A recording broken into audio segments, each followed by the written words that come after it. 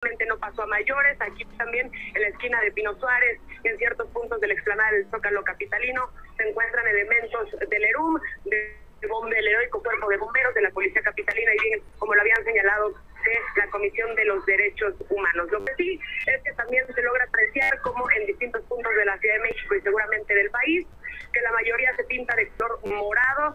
Las personas traen pañoletas, playeras de color morado, verde o de color negro. Continúa todo pacíficamente hasta el momento y pues los elementos de seguridad pendientes para contener cualquier tipo de problemática y que no crezcan mayores. Así es, Cori, importantísimo salvaguardar la seguridad de las manifestantes que hoy, como tú lo dices, se pintan de morado. Gracias por tu reporte. So, I mean, have you guys heard about this on the news? Anything? No. So, what are your opinions on what's going on? I don't agree to these acts. I am a woman, but and I have been in some situation, difficult situation, and I'm a teacher, and I have worked on a little towns, and there are a lot of machismo, and you can see the man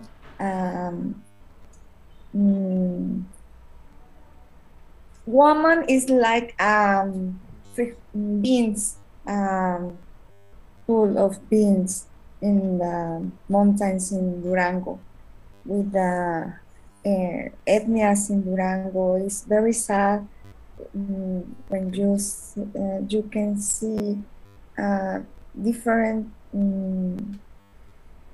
bad situation in girls and teens and young ladies, etc.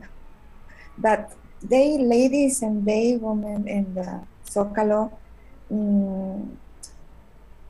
they ask for respect and they don't give it.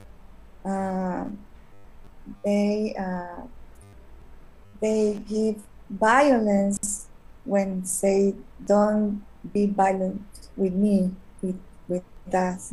And I don't understand, but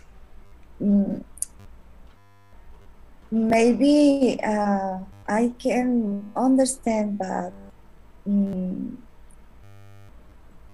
I think there are other sides, other ways to stand up the voice, and you can do other things different, like the violence, like in the video. It's very I don't know, I don't agree, and I'm angry about this. I don't know, Javier. I can say many things, but my English is not good. But I only, like a woman, I only say the woman is very special, like a man, and the both have a special place on our society. Both are important for the family, for the anything, and the man is no more than the woman. The woman is more than man. Both are important and both need respect. Both. I will say. Thanks for sharing, Padma. Thanks. Oscar, do you have any opinions on what's happening? Yes. It's like the picture that I remember that you showed us, that it said that the the the demonstrators were so pacific, but I think even what I saw now is that they were not pacific, or I think they are making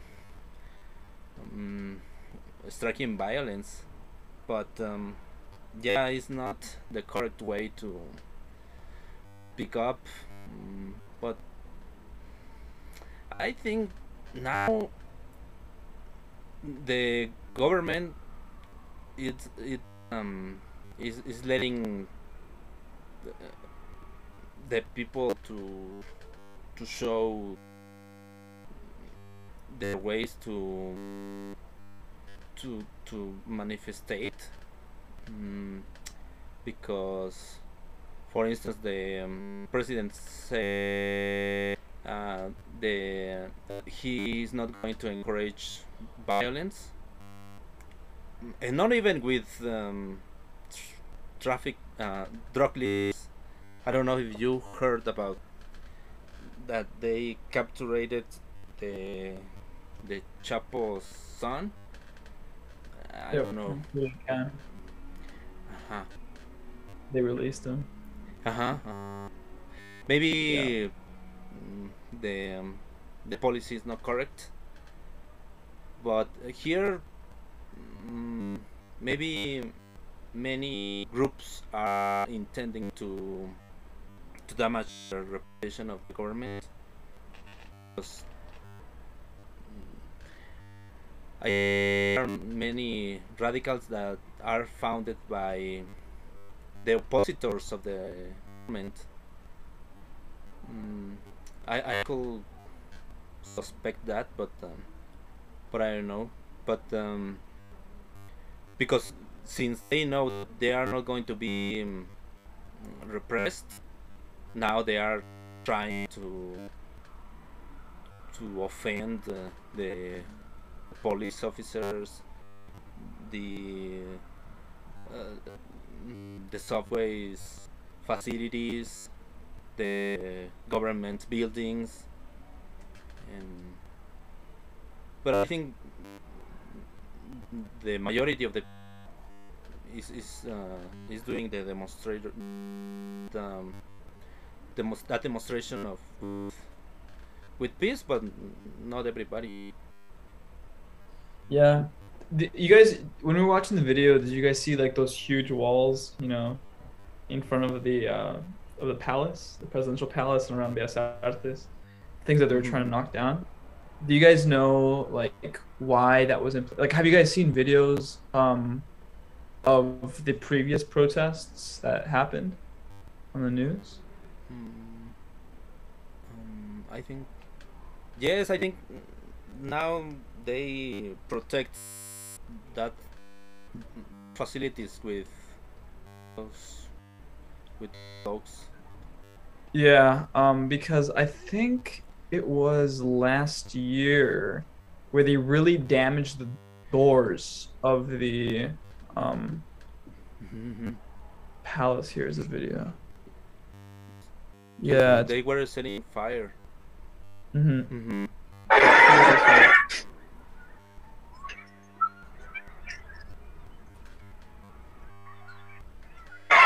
Dentro de la marcha de este 8 de marzo hubo una serie de detonaciones a las puertas del Palacio Nacional en el Zócalo capitalino, en el marco de la marcha por el Día de la Mujer. El Zócalo fue el punto final de la marcha, que partió desde Monumento a la Revolución. Ahí, ante el estruendo, organizadoras acusaron la presencia de hombres infiltrados, quienes lanzaron las bombas hacia las puertas del Palacio Nacional. Un total de 50.000 mujeres, niños y hombres participan en la marcha que se realiza cada año para exigir justicia e igualdad para las mujeres. Aunque el gobierno capitalino cubrió las gradas que se colocan en el Zócalo para diferentes eventos, un grupo de mujeres con el rostro cubierto derribó las vallas. Mientras tanto, en el mitin realizado por los comités organizadores de la marcha, familiares de víctimas de feminicidio y desaparición exigían justicia y visibilización de los huérfanos que dejan estos delitos.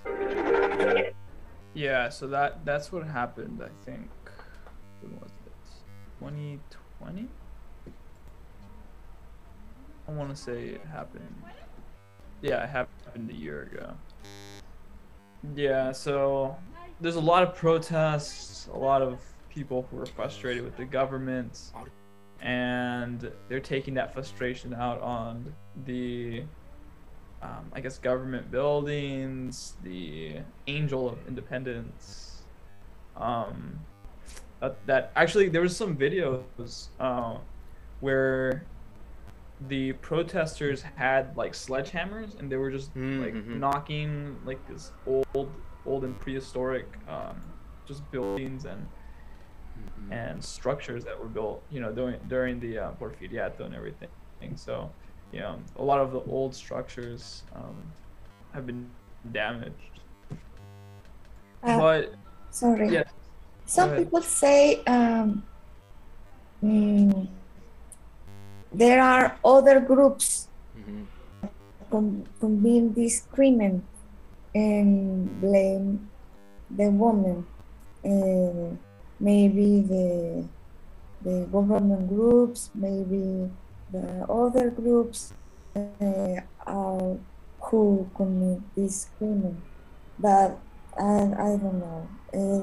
This video was the last year or the 2 years. I don't remember.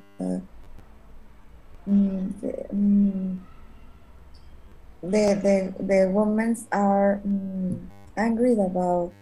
But They say we don't do this. Don't do these things.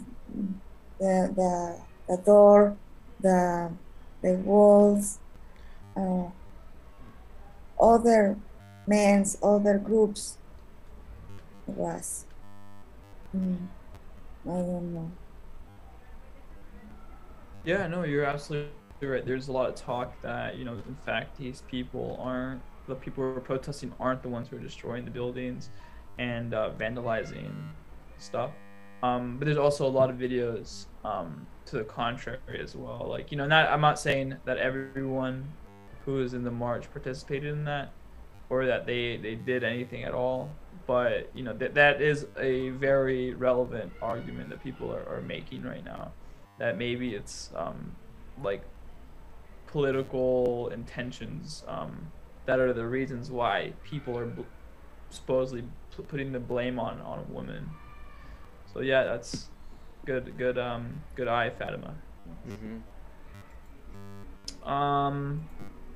So what else, guys? What else?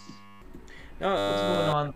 Find suspicious that those kind of events started to happen when now the government has changed Morena. Why did demonstration and there was the pre-government? And I just find that is something that is not correct, because the government, for instance, the pre, they to accept such acts of desecration for the buildings or the Palacio Nacional. I just find suspicious this. Yeah, thanks for that, Oscar. I think one thing we need to take note of is that what happens in the United States oftentimes is broadcasted a lot in Mexico. So, like, let's take for example when the Black Lives Matter movement was here, there was also protests in Mexico about basically the same thing. When there was a protest here about abortion, Mexico as well did the same thing, and all of Latin America, for that matter. So, and this was during the time, I think, when this first started, was when Trump was in office still, and they were protesting the right to have an abortion, which was huge. And I think maybe that, like, just seeing what was happening in the United States, like, as well as all the violence from protesters, I think people took that and said, well, if they can do it, we can do that as well. But that's just my opinion. Yeah, like something states and then suddenly they start states, even in Europe, in other countries. Yeah, absolutely. So today, like I said, guys, we had like a plan, a lesson plan, but since we're only the three of us here, I don't think we should go over it because it's not, we don't have enough people for the activities. But I mean, whatever you guys want to talk about, like I'm here. If you guys want to end class a little bit early, that's fine with me as well. So you guys could just like let me know what you guys want to talk about. It's fine. Yeah. Free reign. I was looking at a documentary that I found on internet, and I just wanted to know your opinion. That is about safe spaces in universities and the free of speech. They say that the documentary is pro the free of speech, and they say that, for instance, an university, it could be a place for a safe space, saying that, for instance, if they limited the free of speech in for instance in places like the university, is it's a way to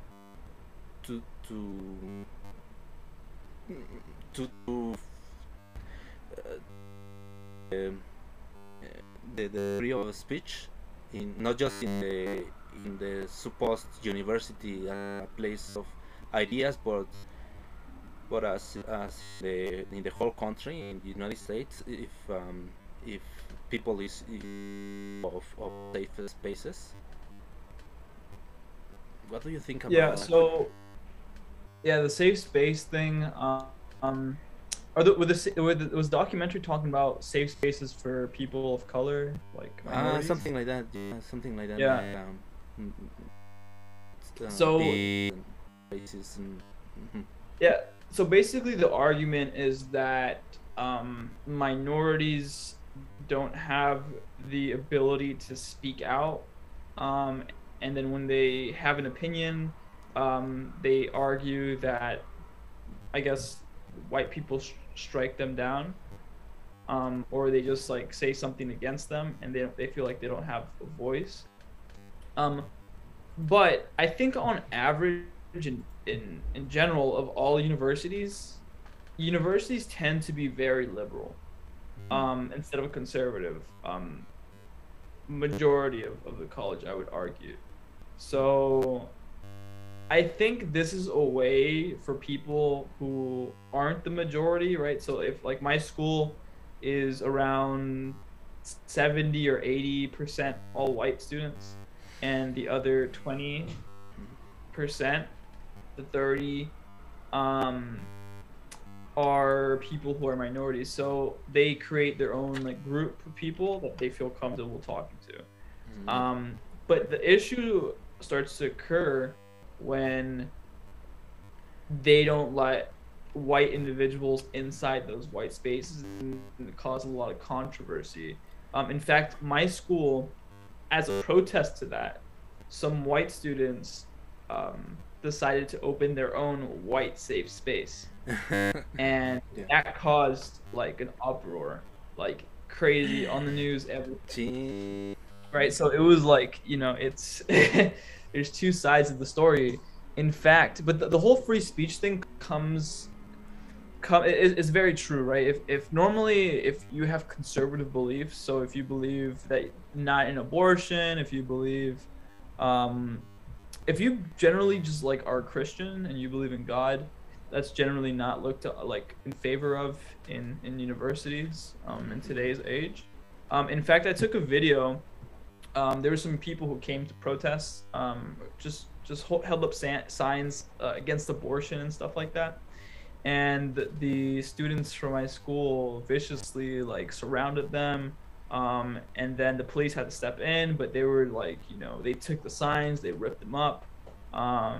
It's just, it's a bunch of young people who live by themselves and are introduced to so many different theories that, you know, that sometimes people lose the sense of I guess normalcy that you get from living just like a normal life and going to work and everything.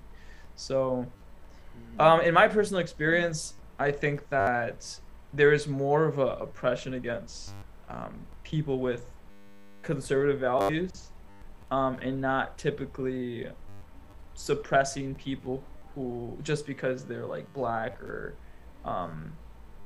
Latino or anything. I'm not sure if that answers your question. Yeah. I think it's related much more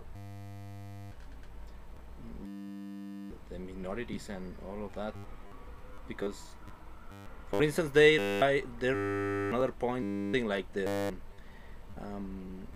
some people who was against that safe spaces, that he was saying, he was giving a poem about why he didn't want those things as safe spaces, and another other guy was a color guy said to him, yeah, but you are talking about your white privilege, and he said, it's my white privilege. I've been working, I've been part of I have to work to get money. What that kind of white privilege, he said, and I think this is related with that as something that you... Yeah, and there's a lot of people who believe that minorities, people who are not white, cannot be racist. So if you say something to a white person that is like against their race, there's a lot of people who would argue that that's not racist because they're the people who are the majority and those are the people who are in the leadership. Here's actually a video about this. It's from PragerU, and just we'll talk about it after.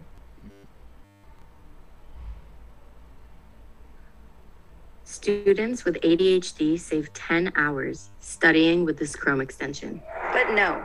Hi, I'm a university education, and I'm PragerU. What's with the pool floaty? Oh, this is my safe space. It protects me from danger. Danger? Yeah, like ideas or perspectives that aren't approved by the mainstream media or my professors. You have to be protected from ideas by a pool floaty. If something challenges my point of view, I just retreat to my safe space and say that I'm offended. That way, I never get brainwashed by people with dangerous ideas that want to control my mind. Have you ever wondered that it's maybe the people who are telling you need a safe space that are actually trying to brainwash you? You can't ask me that. I'm in my safe space.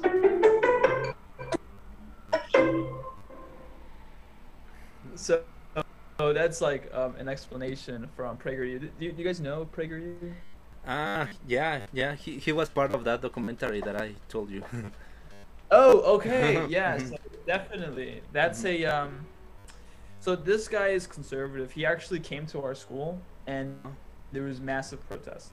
Really?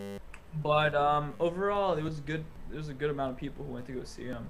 But the thing is, in public universities like ours, we're funded by the government, and so therefore we're subjected by the same rules that are in the Constitution, so free speech and everything like that. So they can't really impose us. Compared to private institutions, they can say when you enter, listen, we have certain rules, you have to follow them. We're not funded by the government, you're funding us. So if you don't want to be here, you can go somewhere else. Public schools is like, you know, it's the government basically. So those schools, they're allowed to say that, but in public schools generally they're not allowed to, and if they do, you can challenge it in court. Yeah. Yeah, PragerU is very interesting. They're conservative, and they explain the side that is the conservative movement. And they also have some Spanish videos. Do you guys know who Gloria Alvarez is? Gloria Alvarez? I think yes, I heard her some ideas. And what do you think? I think rhetoric was not so well founded. Yeah. Yeah, she would be also considered, I think, conservative as well, right? I think so. I think so. She published this video for PragerU.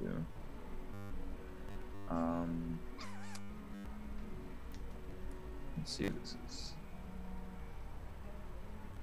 Yeah, so this was directed towards immigrants who live in the United States from Latin America. So do you know about this lady, Fatima? Have you heard about her?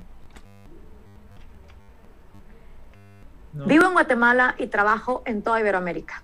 Y quiero hablarle a los millones de afortunados inmigrantes hispanos que viven en los Estados Unidos legal o ilegalmente. Si tú eres hispano viviendo en Estados Unidos, tengo una pregunta para ti. ¿Por qué apoyas en Estados Unidos las nefastas políticas que te hicieron huir y abandonar tu país de origen? Las políticas nefastas de las que te estoy hablando son las que conducen a un gobierno central más y más grande. Tú sabes muy bien que cuando le das más poder al poder, más corrupto se vuelve el gobierno. Mi país de origen, como la mayoría de otros países en Centroamérica y Suramérica, es muy pobre. 54% de nuestra población vive en pobreza y el 13% en pobreza extrema. 1 de cada 2 niños menores de 5 años padece de desnutrición crónica. La apertura de un nuevo negocio puede tardar meses, incluso años, a causa de una montaña de regulaciones burocráticas absurdas que están diseñadas para llenar los bolsillos de los burócratas. Por lo tanto, con cada soborno, el precio de cualquier producto se vuelve más alto y el ciudadano medio es quien lo termina pagando. Por eso el dinero no alcanza. En pocas palabras, a no ser que estés conectado políticamente en Guatemala, es probable que desees salir. Y en los últimos 20 años, muchos guatemaltecos han abandonado, o para decirlo de manera más honesta, han huido de un estado fallido. Los afortunados llegan a Estados Unidos, la nación más libre y próspera en la historia de la humanidad. Hay más de 1 millón de guatemaltecos viviendo en los Estados Unidos.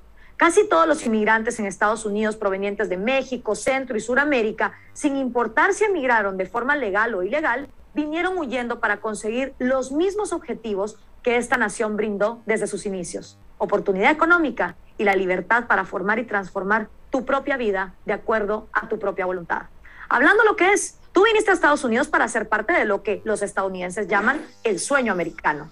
¿Pero alguna vez te has preguntado por qué los Estados Unidos es un país con mucho más libertad, mucho menos corrupto y mucho más próspero que cualquier país de los nuestros en América Latina?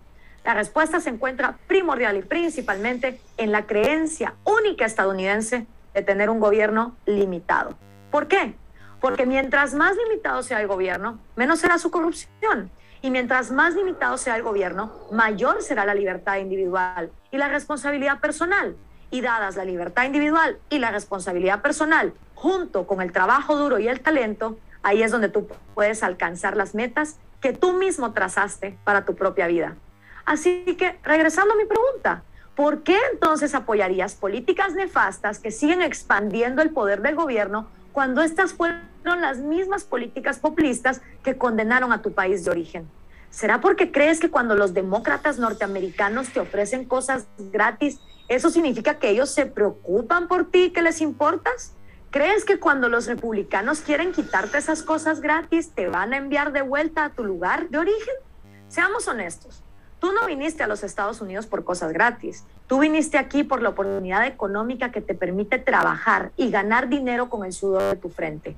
Y es lógico que un país tiene el derecho y la obligación de administrar sus fronteras. Los países de Centro y Suramérica tienen políticas fronterizas mucho más estrictas que Estados Unidos.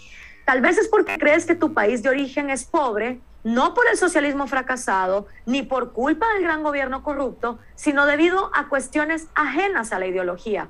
Pretextos como no hay suficientes recursos naturales, el imperialismo, el complejo de víctimas y así sucesivamente. O peor aún, creen que Estados Unidos solo se ha hecho rico a costillas de explotar a las naciones más pobres.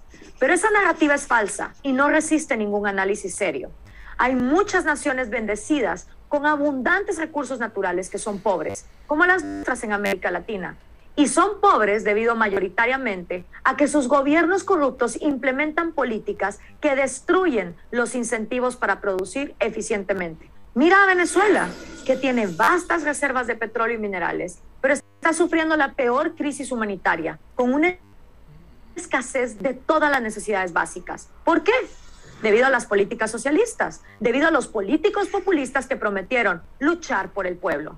¿Vas a volverte a dejar engañar por esas mismas políticas mentirosas en tu país adoptivo?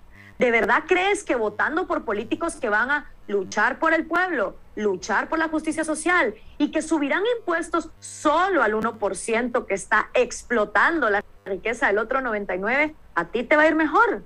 Sin pelos en la lengua. Vas a apoyar las mismas políticas para votar por la misma clase de políticos de los que...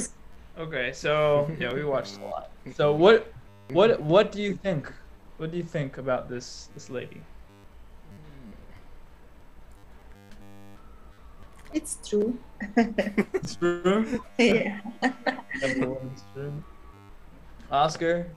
Somebody is giving her money to say those things. I don't know. Yeah. She's actually really well known in Latin America for speaking out against I guess governments. I know she spoke against like the Mexican government as well, for trying to tax like the rich a lot more. And then yeah, I mean there's a lot to uncover about Lady Gloria Alvarez. Let me stop share. Yeah, so I mean there's a lot of different ideologies out there, right? But I think the worst option one could do is just not listen to it, and then when somebody tells you those, to attack them, right? That's definitely not what we want to do. I think we need more room to speak normally, have a normal discourse. If not, we're all gonna go into chaos, not accepting each other's views, just divide ourselves even further. That's I think what's happening around the world right now. We're so divided. Yeah. Anyways, guys, I think we can leave early today, and next week hopefully we can talk about what we were going to talk about today. Let me see. How many classes do we have left? I don't know, like 2 something. We have, today is the 8th. Yeah, we have 2 more classes left. So I think we might be 1 class short, but it's okay. We'll be fine. So do you wanna, any questions or comments before we end? I don't know. I was thinking about for instance, about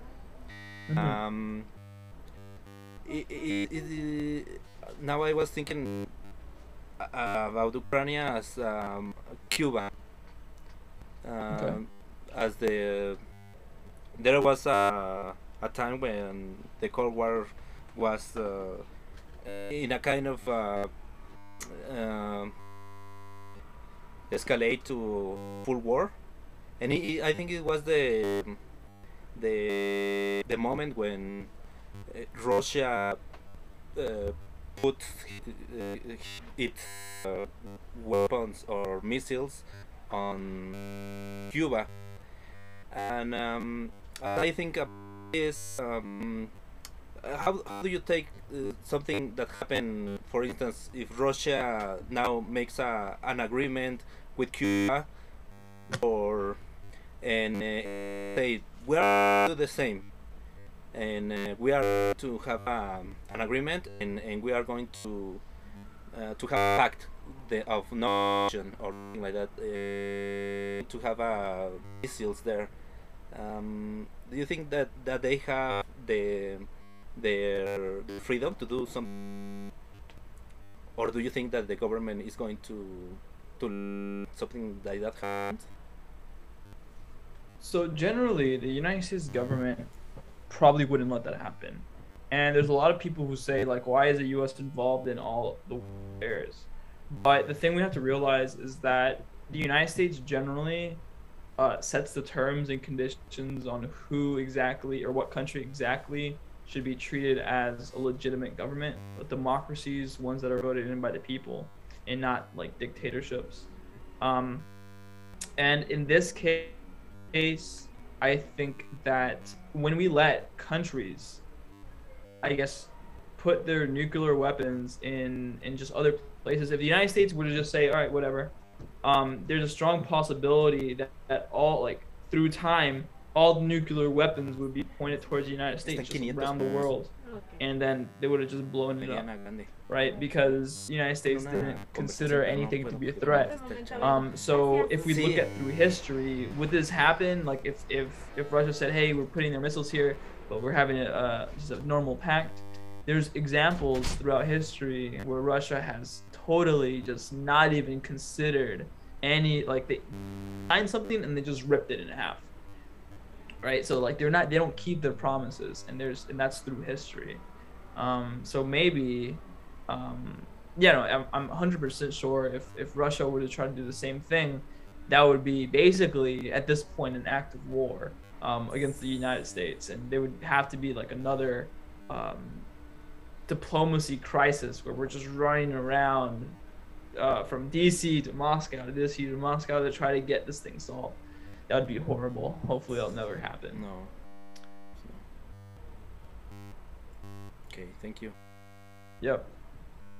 Well, all right, guys. Thanks, Oscar. Thanks, Fatima, for coming. And I'll see you next week then. Have a nice night. Thank you.